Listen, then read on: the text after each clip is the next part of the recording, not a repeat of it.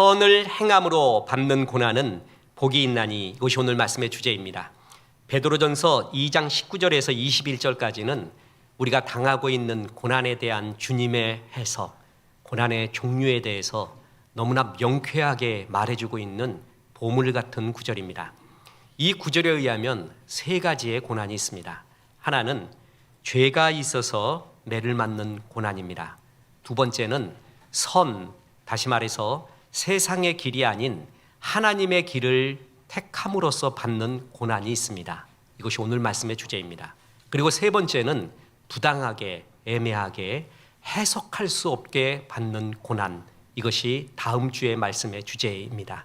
오늘은 두 번째, 선을 행함으로 당하는 고난입니다.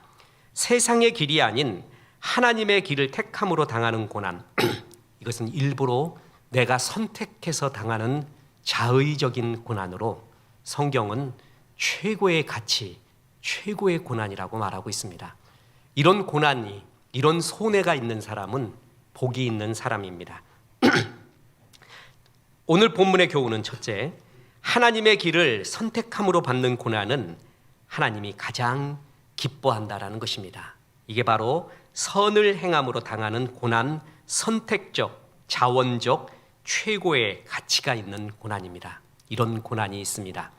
폴란드의 작가 생케비치가 지은 쿼바디스라는 유명한 장편 소설, 영화로도 만들어졌죠. 거기에 하이라이트가 로마의 박해, 네로 황제의 핍박을 피해서 베드로가 성 밖으로, 로마 밖으로 도망가서 로마의 어느 언덕에 이를 때의 사건입니다. 도망가고 있었습니다. 그때 부활하신 우리 주님이 다시 나타났습니다. 베드로가 깜짝 놀라서 묻습니다. 쿼바디스 도미네, 주여 어디로 가시나이까? 예수님이 대답합니다. 너를 대신해서 다시 십자가에 못 박히러 로마로 가노라. 이 말을 듣고 베드로는 몸을 돌립니다. 주님, 제가 가겠습니다. 그는 발길을 돌려 로마로 되돌아갔으며 십자가에 거꾸로 못 박혀 순교합니다. 자원적이었습니다. 할 수 없어서 당하는 것이 아니라 피할 수 있었지만 주님을 사랑하기 때문에, 신앙 때문에, 진리 때문에 자기가 택한 고난, 자기의 길이었습니다. 이런 고난이 있습니다. 여러분, 몇 번 말하겠지만 고난이라는 말이, 선택적 고난이라는 말이 좀 벅차게 들려오고 내 이야기가 같지 않다라고 느끼면 이렇게 바꾸면 됩니다. 주님을 위한 손해라고 생각하십시오. 내가 주님을 위해 손해본 적이 있는가? 온전히 주님 때문에 손해본 적이 있는가? 그게 선을 행함으로 당하는 고난입니다. 먼저 알 것은 하나님의 선을 행하면 고난을 당하는 경우가 있고 아니 많다라는 것입니다. 왜냐하면은 악인들은 의인들이 오는 걸 싫어합니다. 자기들의 모습이 검거든요. 그래서 의인들이 나타나서 빛의 행위, 선의 행위를 하면은 자기의 죄가 더 드러납니다. 그래서 자기의 죄를 회개하기는커녕 주변 사람을 이 죄인은 똑같은 죄인을 만들려고 합니다. 그래야 자기의 죄가 정당화되고 자기의 마음이 편해지기 때문에 그렇습니다. 아니, 심지어는 주변 사람을 더 악인을 만들어버립니다. 그래야 자기는 이 죄보다는 낫다라고 하면서 이상한 죄의 안위에 빠지게 되기 때문에 그렇습니다. 어떤 신학자의 표현에 의하면은 악한 마귀의 심정을 말하고 있습니다. 사탄이 천국에서 쫓겨난 후에 하나님이 에덴 동산을 창조하시고 아담과 하와, 하나님의 형상대로 인간을 만들었다는 소식을 들었습니다. 그래서 사탄이 그 졸개들을 이끌고 가가지고 에덴 동산에 들어가자. 그래서 아담과 하와, 아니 그 후의 후손들을 전부 타락시키자. 죄인을 만들어버리자. 그래서 에덴 동산이 전부 죄로 득식을 하게 만들자. 그러면은 하나님이 할 수 없어서 그 죄인들과 자기를 다시 천국으로 이끌지 않을까? 천국에서 다시 시작해라 라고 하지 않을까? 그래서 타락시켰다 라고 우스개 해석을 하는 분도 있습니다. 전혀 일리가 없는 이야기는 아닐 것입니다. 죄인은 혼자 죄짓기를 싫어합니다. 될 수 있으면 많은 사람이 죄를 같이 범하기를 원합니다. 그래서 나쁜 일 할 때는 절대 혼자 하지 않습니다. 같이 동조자들을 모으죠. 그래서 주변 사람이 자기보다 더 큰 죄를 짓기를 바랍니다. 그래서 자기가 편해지는 것입니다. 성경 말씀 그대로입니다. 요한복음 3장 20절에 보면 악을 행하는 자마다 빛을 미워하여 빛으로 오지 아니하나니 이는 그 행위가 드러날까 하며, 악을 행하는 사람은 빛을 싫어합니다. 빛이 오면 자기의 행위가 드러나요. 그래서 선인들, 하나님의 의와 사랑과 선을 가지고 오는 사람들 보면 자꾸 쪼아댑니다. 그래서 같이 타락시키려고 해요. 어두움의 무리로 만들어버리려고 한다는 것입니다. 그래서 주의 선을 행할 때 고난을 당하는 경우가 많이 있다는 것입니다. 이 고난을 잘 견디라라는 것입니다. 그 고난의 대표적인 고난을 당한, 선의 고난을 당한 분이 바로 예수님이십니다. 마태복음 16장에 너희는 나를 누구라 하냐라고 주님이 질문을 하죠. 이게 성경의 3대 질문입니다. 창세기에 아담아 네가 어디 있느냐? 하갈에게 네가 어디서 와서 어디로 가느냐? 그리고 베드로에게, 제자들에게 너희는 나를 누구라고 부르느냐? 이게 성경의 3대 질문이에요. 이 질문에 어떻게 대답하느냐에 따라 인간의 운명이 달라집니다. 이때 베드로가 얘기합니다. 주는 그리스도시요 살아계신 하나님의 아들이시니이다. 그랬더니 주님이 너무 기뻐하면서 바요나 시몬아 네가 복이 있도다. 그러면서 천국 열쇠, 모든 믿는 자에게 천국 열쇠를 주시죠. 그때 그걸로 그치는 게 아니라 이제부터 너희에게 할 이야기가 있다. 중요한 이야기가 있다. 이렇게 말합니다. 그래서 하시는 말씀이 이겁니다.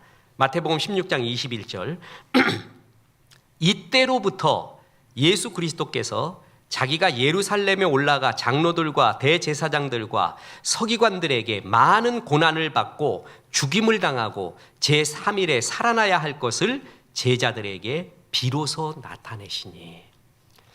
마태복음 16장이 기점입니다. 그 전에 변화산 사건이 또 기점이고요.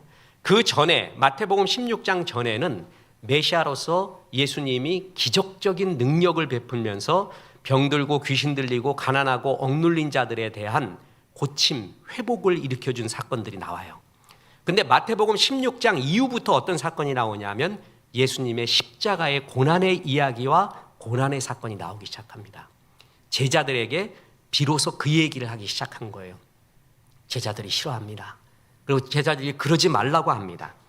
예수님의 이 고난은 자원적인 것이요 자발적인 것입니다. 이리저리 피하다가 부득이하게 이루어진 고난이 아니라 스스로 선택한 길입니다. 이제 이후로 무슨 일이 기다리고 있는지 예수님은 알고 계십니다. 그런데 사랑을 위해서는 피를 흘려야 됩니다. 죄 용서를 위해서는 피를 흘려야 됩니다. 피 흘림이 없이는 죄사함이 없다고 성경이 말한 것처럼 우리의 죄를 위하여 피 흘려 죄사하기 위하여 십자가를 자기 스스로 지시기로 작정한 것입니다. 어떤 정말 옳지 않은 정신 나간 사람들은 가룟 유다가 없었으면 예수님이 십자가를 질 수 있었겠는가? 가룟 유다가 큰 일을 했다. 이렇게 말하는 사람이 있습니다. 구원받지 못한 사람 같습니다. 가룟 유다가 없어도 예수님은 스스로 십자가의 길을 가십니다.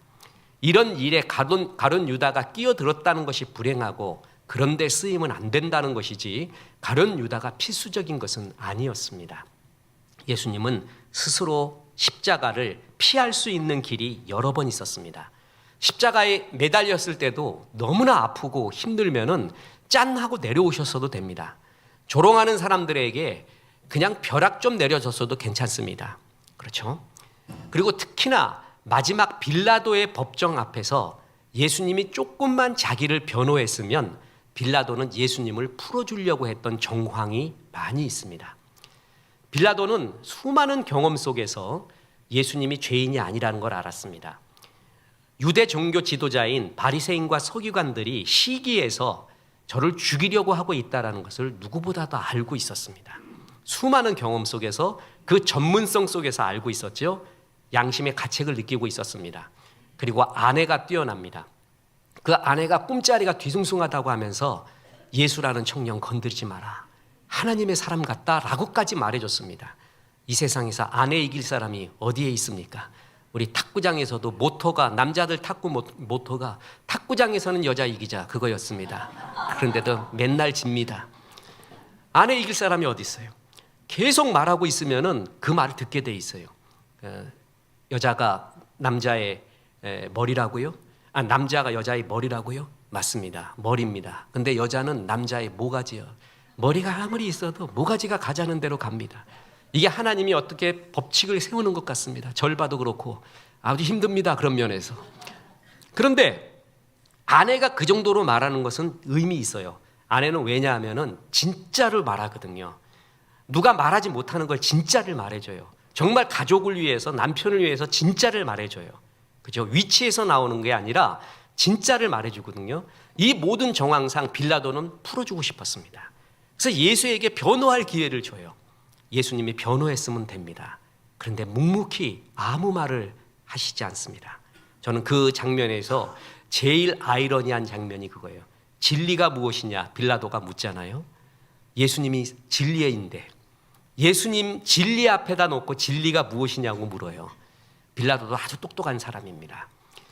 그래서 거기서 변호하지를 않고 그는 무기력해서도 무지해서도 무능해서도 아니라 그는 우리를 사랑하는 마음으로 선택적으로 십자가를 지게 됩니다.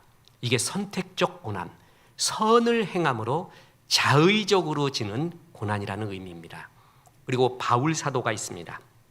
5번 태장 맞았으며 강의 위험, 배를 타고 가다 파선이 돼서 일주야를 넘게 해와 달을 보지 못하고 돌에 맞아 죽는 위험, 몸의 위험뿐만 아니라 바울 사도가 주의 일을 한 뒤로 끝없이 바울을 쪼아대는 수많은 사람들의 공격, 그 속에서 당한 상처, 마음의 고난이 가득했습니다. 예수 믿지 않으면, 예수 안 믿었으면, 그리고 주의 일을 하지 않았으면 당하지 않았던 고난입니다. 이 일을 바울이 일부러 선택해서 당합니다. 다시 말합니다. 선을 행할 때 악인들은 그것을 보지 못합니다. 자기의 악이 더 드러나기 때문에 선을 행하는 사람을 자꾸 쪼아댑니다. 그리고 자꾸 못하게 하고 그를 악인의 무리로 만들려고 합니다. 그래서 선을 행할 때, 주의 일을 할 때 우리는 어쩔 수 없이 당하는 고난이 있다라는 것입니다. 오늘 본문은 두 번째로 우리에게 중요한 교훈을 줍니다. 하나님의 선을 위하여 고난을 받으라라는 것입니다. 이를 위하여 너희가 부르심을 받았다라는 것입니다. 손해를 보라는 겁니다. 보세요. 베드로전서 2장 20절. 죄가 있어 매를 맞고 참으면 무슨 칭찬이 있으리요. 그러나 선을 행함으로 고난을 받고 참으면 이는 하나님 앞에 아름다우니라. 그 다음 구절 보세요. 이를 위하여 너희가 부르심을 받았으니, 선을 위하여 고난을 받기 위하여 우리가 부르심을 받았다라는 것입니다. 그리스도도 너희를 위하여 고난을 받으사 너희에게 본을 끼쳐 그 자취를 따라오게 하려 하셨느니라. 우리가 부름을 받은 이유가 선을 행함으로 고난을 받는 것, 이를 위하여 부르심을 받았다. 이렇게까지 말하고 있습니다. 예배 때 감정의 감동만 받지 말고 그 길을 네가 걸어가다오, 이렇게 말하고 있는 것입니다. 베드로전서 3장 17절도 이런 구절이 나옵니다. 선을 행함으로 고난받는 것이 하나님의 뜻일진데, 그게 뜻이라는 것이에요. 너를 향한 부르심의 사명이기도 하다라는 것입니다. 아기를 업은 어떤 한 여인이 길 모퉁이에서 구걸하고 있었습니다. 이 여인은 지나가는 사람들에게 음식이든 돈이든 무엇이든지 간에 달라고 애처롭게 말했습니다. 그 길을 어떤 평소에 선한 일을 많이 하던 청년이 지나가게 되었습니다. 근데 여인을 보고 좀 도와줄까 하다가 마음을 접고 그냥 집으로 오게 됩니다. 그래도 계속 그게 마음에 걸렸습니다. 집에 와보니 어머니가 맛난 저녁 만찬을 준비하고 있었습니다. 밥을 먹으려는데 또 마음이 걸렸습니다. 그래서 하나님한테 따지듯이 이렇게 말했습니다. 하나님, 왜 그 여인과 같은 가난한 사람을 도와주지 않으시는 겁니까? 이렇게 말했습니다. 그러다 그는 깊은 묵상 중에 하나님의 음성을 듣게 됩니다. 나는 그 아기 엄마를 돕기 위해 너를 창조한 것이고 그 여인이 호소를 할 때 너를 그곳으로 지나가게 한 것이다. 그게 너의 일이었다라는 것입니다. 천사는 아름다운 흰옷을 입고 날개를 달고 우리에게 다가오지 않습니다. 나의 도움을 필요로 하는 남루한 이웃의 모습으로 나에게 다가옵니다. 그에게 한 일이 곧 천사에게 한 일이요 주님께 한 일이 됩니다. 아브라함도 그랬고 수많은 믿음의 종들이 그렇게 도와줄 때 하나님을 대접한 것이라고 주님이 칭찬하시며 좋아하는 일이 많이 있었습니다. 그러고 보면 우리는 수많은 천사가 우리 곁에 지나갔습니다. 나는 그를 위해 손해를 본 적이 있는가? 그런 사랑의 흔적이 있는가? 예수를 사랑했던 흔적이 있는가? 이것을 우리는 인생 후반전에 갈수록 더욱더 돌아봐야 됩니다. 유대인들은 유목업을 하지요. 그래서 양들에게 이거는 내 양이야 하고 불도장을 찍습니다. 이거를 스티그마타라고 합니다. 또한 고대 로마 사회에서도 주인이 노예가 내 노예다, 내 소유다 하는 것을 표식하기 위해서 불도장을 찍습니다. 이것을 가리켜 또한 스티그마타, 흔적이라고 말합니다. 그런데 바울이 자기의 몸에 스티그마타, 흔적, 불도장이 있는데 그것은 예수의 불도장이 있다 이렇게 말합니다. 보세요. 갈라디아서 6장 17절 이후로는 누구든지 나를 괴롭게 하지 말라. 내가 내 몸에 예수의 흔적을 지니고 있노라. 예수의 흔적은 바울 자신이 주 예수 그리스도와 그의 몸된 교회를 위해 겪어야만 했던 고난과 아픔의 흔적, 그게 몸과 마음에 다 있다라는 거예요. 바울이 이 말을 했죠. 나를 괴롭게 하지 마라. 내가 흔적이 있다. 바울을 괴롭게 하는 사람이 수없이 있었습니다. 특히 이 갈라디아서의 본문의 컨텍스트를 보면 바울이 끝내 사도 바울이라고 말하면서 이들을 사랑해서 개척까지 하지 않았습니까? 그런데 거짓 교사가 들어와서 사람들에게 이간질을 합니다. 그러면서 바울은 사도가 아니라고 자꾸 말합니다. 사도면은 예수님과 아이 컨택을 하며 눈 마주치면서 같이 있었던 사람 아니야? 예수님과 식사를 한 적이 있어? 예수님과 갈릴리 호숫가를 거닌 적이 있는가? 예수님 십자가에 질 때 거기 있었는가? 부활할 때 만나봤는가? 하나도 없잖아. 최후의 만찬 때 있었는가? 그것도 없었던 사람이 무슨 사도라고 그래. 그래서 바울 곁에 있었던 사람들이 바울에게 끝없이 질문했던 것 중에 하나가 뭐냐면 당신이 사도인 증거를 보여달라. 이렇게 계속 말합니다. 그래서 마치 그들이 바라는 것은 뭐였냐 하면은 바울 사도가 예수님처럼 죽은 자를 살려내든가 완전히 맹인을 눈뜨게 하든가 아니면 산상수훈처럼 막 돌을 들어서 떡을 만들던가 아니면 떡 하나 갖다 놓으면 수없이 만들어버리든가 이러면 내가 믿겠다라는 뉘앙스로 당신이 사도인 증거를 보여주십시오 라는 식으로 자꾸 접근을 합니다. 그때 바울 사도가 내가 나를 괴롭게 하지 마라. 내가 사도인 증거 보여줄까? 내 몸에 내 마음에 그리스도의 흔적이 있다. 이 흔적은 어느 누구도 새길 수 없는 정말 주님만이 주셨던 주님 때문에 했었던 강한 흔적이다. 나 바울을 의심하지 마라. 내게는 사도의 권위를 보여주는 진정한 흔적이 있는데 위대함과 부요함, 큰 능력 행함 그것이 아니라 내가 그리스도를 위하여 받았던 고난, 연약함, 눈물 이것이 사도인 나의 흔적이고 예수를 사랑하는 흔적이다. 이렇게 표현합니다. 참 이런 말을 들으면 가슴이 뭉클해져요. 사람들은 뭔가 기가 막힌 기적을 보고 싶어 하거든요. 엄마인 증거를 보이래. 엄마가 말합니다. 호적 등본을 띄워올까? 아니면은 어떻게 할까? 널 위해 평생 흘려왔던 눈물, 너를 사랑해서 울고 너를 섬겨왔던 그 눈물, 그리고 너 때문에 가슴 아팠던 그 흔적, 이게 엄마의 증거다. 엄마하고 하숙집 아줌마는 다릅니다. 하숙집 아줌마 굉장히 귀하지만 엄마하고는 다릅니다. 그렇죠? 바울이 그렇게 말하는 거예요. 실제로 보세요. 사도행전 14장에 보면 바울이 선교 여행 중에 루스드라에 갑니다. 거기서 한 병자를 고치고 그리고 복음을 전하니까 유대인들이 그를 때려 죽입니다. 어떻게 죽이냐 하면은요, 돌을 던집니다. 그래서 바울이 돌을 맞아갖고 유대인들이 돌 던진 사람들이 바울이 돌에 맞아 죽은 줄 압니다. 그래서 버립니다. 이런 사건이 사도행전 14장에 나옵니다. 실제 돌을 맞아 거의 죽어버린 거예요. 주님의 은혜로 기적적으로 살아나게 된 거죠. 아마 바울의 몸에는 이런 돌 맞은 흔적이 그에게 있을 것입니다. 뿐만 아니라 보십시오. 고린도후서 11장 23절에 보면 그들이 그리스도의 일꾼이냐? 정신없는 말을 허거니와 나는 더욱 그러하도다.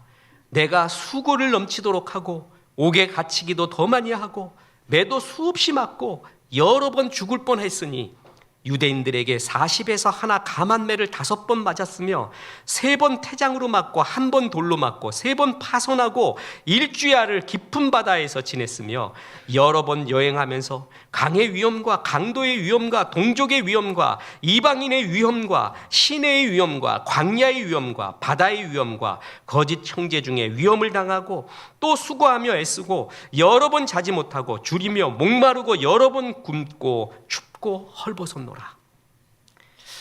이것은 예수를 믿지 않으면, 그리고 예수의 일을 하지 않으면 겪지 않았을 고난입니다.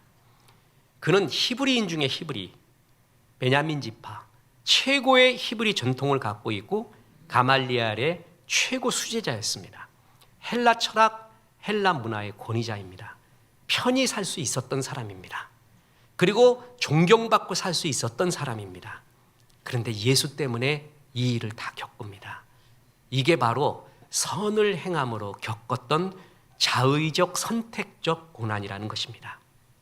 데이빗 리빙스톤, 아프리카 선교의 아버지이자 개척자이자 탐험가 의사입니다. 그가 16년간 아프리카 선교 사역을 하다가 조국인 영국으로 일시 귀국했을 때의 이야기입니다. 글라스고 대학은 그에게 명예 법학 박사 학위를 수여하면서 그의 수고와 헌신에 위로하고자 했습니다. 그런데 지금도 그런 경우가 있는데, 옛날에도 학교에서 명예 학위를 주잖아요. 그러면 대학생 현역들이 싫어하는 경우가 많습니다. 우리나라 진짜 실제 대학에서도 자격이 없다고 대학생들이 느끼는 사람이 명예 학위를 받으면 졸업식장에서 이 가운하고 모자 집어 던지고 나가는 경우도 있습니다. 그때도 수많은 야유가 있었을 수가 있었습니다. 그런데 리빙스톤이 교단에 서는 순간 장례는 깊은 침묵에 빠져듭니다. 리빙스톤의 모습 때문이었습니다. 그는 심한 노고와 열병, 풍토병으로 육신이 망가져 있었고 팔은 밀림에서 사자의 습격을 받아 생긴 상처로 간신히 어깨에 매달린 모습이었습니다. 리빙스톤이 입을 열어 연설하기 전에 이미 장래의 학생들은 그의 장엄한 모습, 주를 위하여 헌신했던 그 모습에 감동되어 있었습니다. 무려 30여 회에 걸쳐 죽음을 모면한 순간들은 리빙스턴이 입술이 아닌 빛나는 얼굴, 그럼에도 불구하고 그 환하고 주님을 사랑하는 미소, 그리고 온 몸으로 연설을 한 것입니다. 이런 흔적이 그에게 있었습니다. 역사학자이자 런던 대학 교수인 올랜도 피지스 교수가 쓴 속삭이는 사회, 이게 2권으로 되어 있는데 절판된 게 참 아쉽습니다. 뭐냐면 여기서 스탈린 통치하에 살던 소련의 평범한 개인들을 일컬어서 이렇게 말했습니다. 속삭이는 사람들. 입만 뻥끗했다면 큰일 났습니다. 그래서 모두가 그 위험 때문에 두려워서 속삭이는 데 길들여 있었고, 스탈린 치하의 소련 사람들을 가리켜 속삭이는 사람들이라고 말했습니다. 우리 탈북 목회자 모임 하잖아요. 저는 그들과 교제하고 우리 가서 식사를 하면서, 갑돼지에서 식사를 하면서 그들과 많은 걸 물어봐요. 제가 그때 인사이트를 많이 얻습니다. 그리고 확신도 들고, 적어도 북한의 대학생이라면 비판 의식이 있고, 또한 세계 정세도 나름대로 파악했을 텐데 이게 잘못됐다라는 것을 아무도 말하지 않습니까? 대자보 하나 붙지 않습니까? 그러니까 그럼 북한을 모르는 이야기래요. 한마디만 하면 잡혀간대요. 친구에서 술자석에서 잡문 말해도 잡혀간대요. 그래서 전부 말을 않는데요. 아무도 말을 않는데요. 속삭이는 사람들이 된 거예요. 충분히 이해를 합니다. 그러면 이 사람들을 어떻게 하면 좋겠습니까? 어떻게 하면 변화됩니까? 그런데 놀라운 이야기 한 거 아세요? 노래 하나하고 드라마 하나에 넘어질 수가 있대요. 사람들이 확 바뀐대요. 그리고 실제로 우리 탈북 목사님 6분 중에 2분은 드라마 때문에 탈북한 사람들인 거 아시죠? 드라마 때문에. 드라마 보고 감동을 받았어. 남한 사회에 대해서 다시 생각을 했어요. 이게 아닌데라고 싶었고, 너무 감동받고 은혜 받아갖고 주변 사람한테 나눠주다가 걸려버렸네, 보이부에. 그래가지고 끌려가다가 보입으로 끌려가고 그 교화소라 그러죠. 교화소가 아니라 이제 집단 수용소에 끌려가다가 기차에 뛰어내리고 그래서 죽을 뻔하다가 한국으로 오고 이런 사람들. 그러니까 참 기적적으로 역사한 거죠. 거기는 속삭이는 사회가 아니라 뻥끗도 못하는 사회래요. 그런데 크리스찬들도 속삭이는 사람이 많이 있습니다. 왜 그런 줄 아세요? 직장에서 내가 크리스찬이라고 말하면은 손해보는 일이 너무 많아. 네가 크리스찬이야 그럼 크리스찬답게 살아야지라는 말이 바로 들어오잖아요. 네가 크리스찬이면 이렇게 살아야지 하는 게 너무나 들어오기 때문에 속삭여요. 크리스찬이 아니라고. 십자가의 흔적을 지우려고 해요. 예수 십자가 흔적 지우고 교회에서는 큰 소리로 찬양해. 그걸 만회하기 위해서. 그래서 교회에서는 많이 말하고 직장에 가서는 내가 크리스찬이라는 걸 속삭입니다. 이런 경우 예수를 위해 손해보지 않기 위하여 예수의 흔적을 지우려고 우리끼리만 속삭이고 있다는 것입니다. 예수 흔적 지우면 안 됩니다. 저는 세계의 역사사, 근현대 역사사에서 이거는 기적이야 라고 말하는 것을 저는 미국의 역사로 봅니다. 미국이 건국할 때의 역사를 한번 들어보세요. 정말 이건 기적입니다. 싸우기 전에 이미 상대편 힘이 다 빠져요. 그리고 이미 어떤 영토를 얻기 전에 미국이 그 영토가 세계적 모든 정세로 말미암아 미국으로 넘어올 수밖에 없어요. 심지어는 갖다 바치기도 합니다. 이럴 수가 없어요. 어떻게 이런 기적이 일어났는가? 초기 미국 개척, 미국이 건립되고 그 후의 역사를 보면 이거는 하나님의 역사 아니면 일어날 수 없는 진짜 기적적인 일들의 연속. 제가 쉬어봤습니다. 18가지가 일어납니다. 큰 사건이 18가지가 기적으로 일어나요. 기적. 싸우지 않고 싸우기 전에 힘 다 빼고 자기들끼리 싸워서 힘 다 빼고 그냥 들어가기만 하면 되고 갖다 바치기도 하고 이런 역사가 일어납니다. 하나님의 은혜였습니다. 그런데 이 미국이 하나님의 흔적을 지우기 시작했습니다. 지난번에 얘기했죠. 칼 매닝거 박사가 쓴 Whatever Became of Sin, 죄란 도대체 어디로 갔는가. 이제 원본 새 거 얻어서 다시 읽고 있습니다. 은혜가 됩니다. 꼭 누가 번역했으면 좋겠습니다. 미국 사회에서 죄가 없어졌대요. 죄라는 말을 하지 않는데요. 미국 대통령들이 공식적으로 국가 기도를 하게 될 때 지금도 하고 있는데 아이젠하워 이후로 죄라는 말은 쓰지를 않고 있다는 것입니다. 그 전에 주님 이 나라의 죄를 용서하여 주옵소서, 악에서 구하여 주옵소서, 주님이 기뻐하는 나라 되게 도와주옵소서 이렇게 기도해 왔는데 이제 아이젠하워 이후로는 죄라는 말 자체가 없어졌대요. 그래서 칼 매닝거 박사는 죄가 공식적으로 없어졌대요. 그러면 진짜 우리가 죄를 짓지 않고 있는가? 아닌데도 죄는 도대체 어디 갔는가? Whatever became of sin. 도대체 어떻게 된 거야 이 일은? 미국은 사람들 싫어한다고 죄라는 말을 공식적으로 이제 쓰지 않습니다. 또한 보십시오. 대통령이 메리 크리스마스 대신에 해피 홀리데이라고 말합니다. 하나님의 흔적을 지워가고 있습니다. 주님의 은혜로 나라가 섰는데 하나님의 은혜였다라는 흔적을 지워간다? 저는 이건 회개해야 됩니다. 돌이켜야 됩니다. 동성애가 헌법으로 합법화가 되고 그리고 이런 젠더 이데올로기가 법적으로 합법화되어 가고 있는 것 옳지 않습니다. 하나님의 흔적을 지워가고 있는 것은 그 땅의 크리스찬의 책임입니다.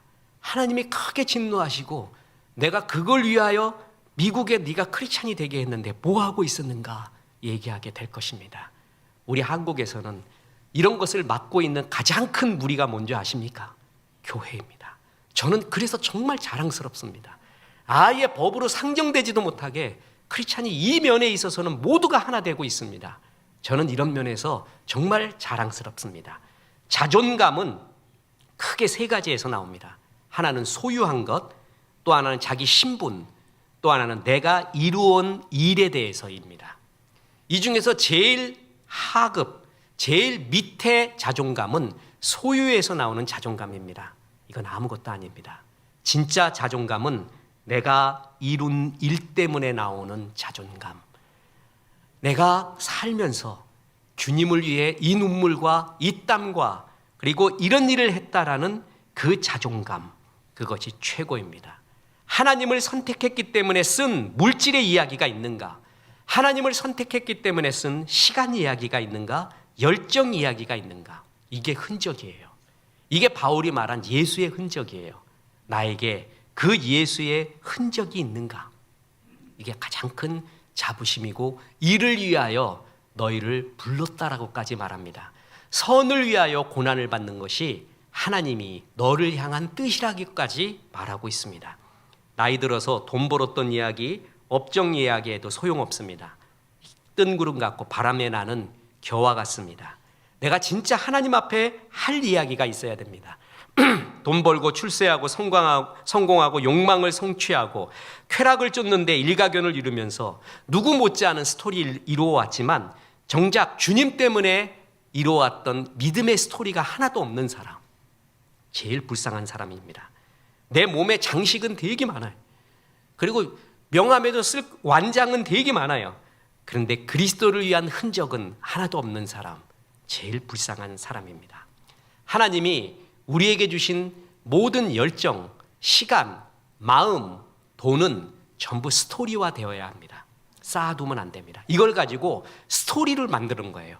주님을 사랑하는 스토리를 만들라고 나에게 그렇게 귀한 것을 주신 것입니다. 스토리화 되지 않으면 만나 썩듯이 아무것도 아닙니다. 여러분, 우편강도 이야기 알죠? 구원론에 있어서 굉장히 난해 구절이기도 하고, 또한 야가 빠진 어떤 사람들은 우편강도 이야기를 듣고 이렇게 말합니다. 나도 우편강도처럼 젊은 날 실컷 나를 위해 살고 죄도 짓고 하다가 죽기 전에 예수 믿으면 되겠지, 이렇게 마음 먹고 있는 사람은 제가 보기엔 구원받은 사람 아닙니다. 구원받고 하나님이 택한 사람은 그런 마음 먹지 않습니다. 그 사람은 견딜 수 없어서 젊은 날부터 주님 앞에 달려듭니다. 정말 견딜 수 없어서 주님을 사랑하게 되죠. 어찌됐든 하나님의 은혜로 이 우편강도는 죽기 전에 예수님을 영접합니다. 그런데 천국 가보니 이 우편강도에게 없는 것이 있습니다. 뭐죠? 하나님을 사랑한 스토리가 없습니다. 자기 죄 지은 스토리는 되게 많아. 나쁜 이야기는 많은데 하나님을 사랑한 스토리가 하나도 없는 불쌍한 사람이에요. 이 사람 제일 불쌍한 사람입니다. 천국 가면 제일 넘버 원이 주님을 위해 순교한 사람이에요. 우리는 순교할 기회는 거의 없다고 봅니다. 예수 믿는다고 순교하는 나라가 아니잖아요. 예수 믿는다고 감옥에 가는 나라도 아닙니다. 이런 나라에서 순교했던 사람들은 제일이고, 주님을 위해 모든 헌신을 했던 사람들이 또 그 다음 그 스토리를 말할 거예요. 주님이 칭찬하고, 또한 나 때문에 예수 믿은 직간접으로 전도했던 수많은 사람들이 나를 축복해 주면서 거기서 다 만나게 될 거예요. 사랑하는 사람도 다 만나고, 얼마나 좋아요, 천국에. 그런데 이 우편강도 뭐 하고 있어? 거기에 끼지도 못합니다. 저기서 할 말이 있어야지. 이 사람이 저 구석에서 개털면류관 하나 쓰고 그냥 앉아서 가만히 있는 거예요. 주님을 위한 사랑의 흔적이 없는 사람. 하나님께서 너 이 세상에서 사람들이 가장 원하는 행복, 하고 싶은 거, 가지고 싶은 거 다 가져봐라, 한 사람을 택했어요. 그 사람의 이름이 솔로몬입니다. 그래서 솔로몬은 정말 그는 다 해봤습니다. 그 다음에 그 솔로몬에게 고백을 받아냅니다. 그걸 다 경험한 이야기를 해봐라. 그게 전도서예요. 그 전도서의 주제가 뭐죠? 하벨입니다. 헤벨이라고도 하고 하벨, 숨, 우리가 말하는 입김이라는 뜻인데, 헛되고 헛되니 모든 것이 헛되고 또 헛되도다. 하벨, 헤벨, 하벨, 헤벨, 이것의 연속이에요. 그래서 세상의 이야기는 되게 많아요. 인생 스토리는 누가 말해도 3박 4일이에요. 그런데 인생 스토리가 다 아름다운 거 아니에요. 그 가운데 믿음의 스토리가 있느냐, 믿음의 이야기, 예수 믿어서 손해본 이야기가 있느냐, 그것이 없는 사람, 제일 불쌍한 사람입니다. 이제 중요한 결론을 말씀드립니다. 인생 후반전으로 갈수록 예수 사랑의 흔적을 새기라는 것입니다. 저도 후반전이 분명합니다. 여기 앉아있는 우리 성도 여러분 중에도 후반전이 많습니다. 왜냐? 전부 35 아니에요? 그죠? 지금 35 넘었기 때문에 여러분들은 후반전이 많아요. 33 넘어가면 내가 이런 상처가 있고 나는 이런 집안에서 자라났고 이런 아픔이 있어서 이렇게 살 수밖에 없어요, 이런 얘기 하지 마세요. 33, 예수님 부활하신 나이, 그때 되면은 이제 내 삶에 대해 내가 책임져야 됩니다. 그런 소리 말고 나는 이제 예수의 흔적이 있는가, 후반전으로 갈수록 그 생각하십시오. 후반전으로 갈수록 제일 미련한 사람은 더 잘 살 생각을 해요. 후반전으로 갈수록 죽을 준비를 잘해야 돼요. 살 준비 잘하면 안 돼요. 죽을 준비를 잘해야 돼요. 하나님 앞에 결산의 준비를 잘해야 됩니다. 이런 예수를 사랑한 흔적과 스토리를 후반전으로 갈수록 자꾸 만들어야 돼요. 그래서 후반전은 두 가지예요. 하나는 건강이고 하나는 의미입니다. 전반전에는 생존을 위해 살아왔어요. 내 자리의 위치를 위해 살아왔어요. 근데 후반전으로 갈수록 또 그렇게 살면 안 됩니다. 의미 있는가? 주님을 위한 손해를 보는가? 다시 말합니다. 이 고난이라는 말이 싫으면 손해라는 말로 바꾸면 됩니다. 저는 근래에 어느 중견 기업의 회장님을 뵀었는데 그 회장님과의 한 1시간 정도의 대화가 책 100권 읽은 것보다 더 감동적이었습니다. 배짱 있는 사람이었습니다. 이분이 그래요. 자기가 생각하는데 우리나라에서는 순교는 안 한대. 예수 믿는다고 순교하는 나라가 아니래요. 그러면 기껏 해봤자 감옥 들어가는 거래. 근데 감옥도 극히 드물게 들어갈 거래. 왜냐하면은 만약에 차별금지법 또한 동성애 이런 거 반대해서 감옥 들어가면 크리스찬이 가만히 안 있는데 그 내우라고 하고 막 그 나라도 골치 아파갖고 안 집어넣을 거래. 그 사람 때문에 그 교도소 주변이 더 사람들 모여서 기도회 하고 난리 부르스를 할 거래. 그래서 안 잡아갈 거래. 그러면은 뭐냐? 자기는 순교할 기회도 없고 감옥 갈 기회도 없대. 제일 좋은 건 뭐냐면 손해 볼 수는 있다는 거예요. 손해. 내가 예수님을 택해서 손해 볼 수는 있다. 나 그거는 할 수 있다. 나 순교하려면 한다. 감옥 가려면 간다. 준비돼 있다. 그러면 뭐 기껏 해봤자 손해 보는 거 아니야? 손해 보겠다 이거예요. 그러면서 하는 말이 이래요. 한 목사님 이거 교만하게 듣지 말래요. 이런 배짱이 없기 때문에 나라가 안 변하는 거래요. 이런 배짱이 크리스찬한테 있어야 된대요. 손해 보려는 한번 배짱, 한번 잡아가려면 잡아봐라. 난 진리 위에 살겠다라는 배짱이 크리스찬한테 없대요. 그렇게 손해 보려고 하질 않는데요. 그렇게 하나님이 나를 위해 사랑했어도 손해 보려고 하지 않는 마음 때문에 이 나라가 변하지 않는다. 자기 준비되어 있다. 그 말에 부끄러워 죽겠네. 말씀 전하러 갔던 내가 부끄러워요. 이 정도로 목사도 아닌 사람이 이렇게 말하는 걸 보고 감동했습니다. 그렇습니다. 여러분 캠펠 모건이라는 존경하는 목사님이 있는데 이분의 목사님의 말이 여러분에게 저에게 굉장히 위로를 줄 겁니다. 보십시오. 십자가를 전할 수 있는 자는 십자가에 못 박힌 사람이다. 해석이 너무나 멋져요. 우리가 십자가에 못 박아 주십시오. 못 박히려는데 힘들어 죽겠잖아. 지금 몸도 아프고. 그리고 실제로 남미에서는 고난주간 되면 십자가에 진짜 못 박는 사람이 있대요. 나는 안 해 그거. 너무 아파. 피도 없고 나 지금 피 받아야 될 사람이 피도 없고 힘들어 죽겠는데 그거 안 해요. 근데 십자가에 진짜 못 박히는 사람이 누구냐 하면은 십자가를 전하는 사람이래요. 복음을 전하는 사람. 자기는 그런 사람이 십자가에 못 박힌 사람이다라고 본다라는 거예요. 복음 전하는데 그 자리에 있으십시오. 전도하고 선교하고 구제한다는 데는 그 자리에 있으세요. 거기에 뭘 써야 된다. 여러분 헌금 좀 하십시오. 시간 좀 내십시오. 열정 좀 쓰십시오. 전도 선교 구제하는데 이것이 필요합니다. 그러면 도망가지 마세요. 부끄러운 인생입니다. 후반전으로 갈수록 그 자리에 내가 있겠습니다.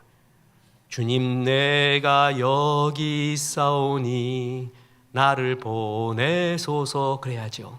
전반전에 우리가 그렇게 불렀잖아요. 주님 제가 저기 있사오니 쟤를 보내소서. 전반전에는 그렇게 불렀잖아요. 이제 후반전에는 주님 내가 여기 있사오니 나를 보내소서. 나 같은 사람 쓰신다니 내 영혼 주 찬양하며 하나님 내 구주를 기뻐함은 능하신 이가 내게 큰 일을 맡기신다니 그 이름이 거룩합니다. 정말 기쁩니다. 그 일을 할 수 있다는 게 나로서는 너무나 기쁩니다. 여러분 이 사람 일을 위해서 너희를 불렀다고 합니다. 저는 교회에서 보면은요 정말 손해보면서 저 사람이 왜 저렇게 시간의 손해를 보고 마음의 손해를 보고 또 아십니까? 주의 일 깊숙이 들어오면 마음의 상처도 많아져. 지독하게 말 안 듣거든 양들이. 그래 그때 목자의 마음도 압니다. 나도 그랬었다라는 것도 알고 말도 안 듣고 힘들고 돈도 손해 많이 봐요. 이런 사람 보고 감사합니다라고 저는 말하죠. 근데 속으로도 어떻게 말하는 줄 아세요? 부럽습니다. 복이 있습니다. 당신 참 복이 있습니다. 그런 믿음 가진 게 복이 있습니다. 다시 말합니다. 후반전에 갈수록 전도하고 선교하고 구제한다면 그 자리에 있으세요. 저는 이런 말이 담임 목사로서 교회를 크게 하고 부흥시키기 위한 이데올로기성 발언이 아닙니다. 진짜 이것은 양심을 걸고 말합니다. 그런 말이 아닙니다. 저는 그런 말을 되게 싫어하는 유형입니다. 복음으로 말씀으로 겁박을 주고 막 이런 겁을 줘서 헌신을 유도하거나 또한 이런 것들을 말하는 것을 되게 싫어합니다. 그런데 이것은 정말 후반전으로 갈수록 주님을 위한 예수의 흔적이 있는 그 사람은 정말 복이 있습니다. 그 사람이 정말 날아오르는 사람입니다. 그를 위하여 부르심을 받았다라고 하나님의 뜻이 거기 있다고까지 말해주고 있습니다. 세상 자랑은 정말 많은데 몸에 문신도 있고 목이 물린 흔적도 있고 자전거 타다 넘어진 흔적도 있고 다 있는데 예수의 흔적 없는 사람, 예수 때문에 사랑했던 마음 쓰고 울어봤던 마음의 흔적도 없는 사람, 제일 불쌍한 사람입니다. 한숨같이 그리고 입김같이 바람같이 살아온 것입니다. 주님의 가치관은 거기에 있습니다. 그래서 선을 행함으로 손해보고 선을 행함으로 주님 앞에 마음껏 들여본 흔적이 있는 삶, 그런 삶을 사십시오. 이를 위하여 너희가 부르심을 받았나니, 하나님의 선을 위하여 고난을 받는 것이, 손해를 보는 것이 하나님이 너를 향한 뜻일진데 이 말씀 잘 깨닫고 이런 고난은, 이런 손해는 주님 받아보고 싶습니다. 인생 앞에, 하나님 앞에 이런 이야기, 하나님을 위해 손해봤던 이야기, 이런 이야기가 있는 인생 되기를 원합니다 하는 성숙한 죄종 되어 주님 기쁘시게 하는 추수한 날에 냉수 같은 귀한 종 되시기를 주 예수의 이름으로 축원합니다. 하나님 말씀 생각하며 찬송합니다. 마라나타.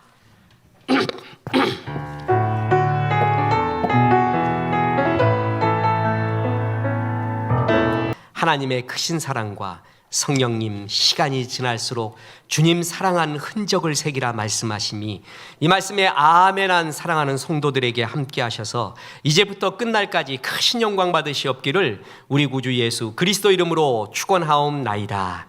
아멘.